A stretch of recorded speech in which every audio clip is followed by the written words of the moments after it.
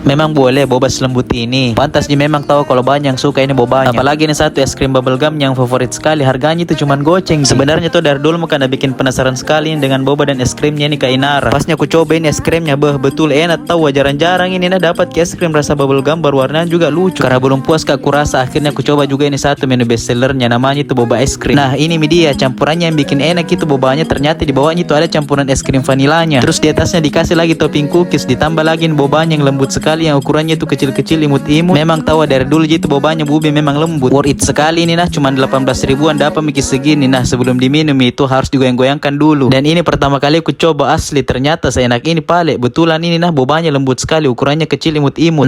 Dapat Kak lemon lemnya segelas free karena lagi ada promonya di sini tahu, buy one get one free. Warga Bantang-Bantang dan sekitarnya pokoknya wajib kita coba ini karena bobanya selembut itu kita Pokoknya langsung gas, jangan lupa aja teman-teman ke sini. Ini namanya Bube. Lokasinya Jalan Wijaya Kusuma Bantang-Bantang.